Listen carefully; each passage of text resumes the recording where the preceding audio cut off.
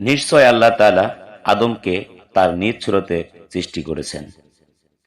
বুখারী শরীফ হাদিস নম্বর ৬২২৭, সহিহ ইবনে হিব্বান হাদিস নম্বর ৬১৬২। উক্ত হাদিস শরীফে দেখা যাচ্ছে যে আল্লাহ তাআলা নিজ সুরতে আদমকে সৃষ্টি করেছেন। এটা কি আল্লাহর সুরত না আদমের সুরত? যদি আল্লাহর সুরত হয় তাহলে আমরা জানি আল্লাহ নিরাকার। যদি নিরাকার হয় তাহলে তিনি সুরত কোথায় পেলেন এবং আদমকে কিভাবে নিজ সুরতে সৃষ্টি করলেন? আবার যদি বলি আদমকে আদমের সুরতে সৃষ্টি করেছেন, তাহলে সৃষ্টির আগে আদমের সুরত হলো কিভাবে? আসলে বিষয়গুলি খুবই সূক্ষ্ম। এই বিষয়গুলি সম্পর্কে গভীর জ্ঞান অর্জন না করে যথাযথ আলোচনা না করাই ভালো। অপরদিকে আল্লাহ রাব্বুল আলামিন ইরশাদ করলেন, কোনো কিছুই তার বা আল্লাহর অনুরূপ নয়। সূরা আশ-শূরা আয়াত নাম্বার 11।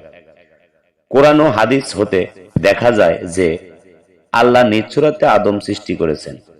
আবার কোরআন বলেন তিনি কোনো কিছুর মতোই নন। তাহলে বিষয়টি গন্ডগোল হয়ে গেল কি? প্রকৃতপক্ষে আল্লাহর বাণী দুটোই সঠিক, কোনটি মিথ্যা নন। কেননা আল্লাহ তাআলা মিথ্যা হতে সম্পূর্ণরূপে পবিত্র। তবে আমাদের বোঝার জ্ঞান হয়তো কম আছে। বিষয়টি বুঝতে হলে হাকিকতের জ্ঞান অর্জন করা দরকার। প্রথমে বুঝতে হবে আদম কি জিনিস, দুনিয়াতে কারা আদম এবং কারা বনি আদম। দুনিয়াতে যারা আদম সুরত বা গুণ তথা প্রতিনিধিত্ব গুণ অর্জন করেছেন, হাকিকতে তারাই আদম। আর এই আদম দুনিয়া অসংখ্য রয়েছে, তাদের সুরতই খোদার সুরত, কিন্তু কারো সুরতের সাথে কারো সুরতের মিল নাই। অপরদিকে হাওয়া অর্থ বাতাস। 7 সিফাতের একটি সিফাত হলো হাইয়ুন বা জীবনী শক্তি।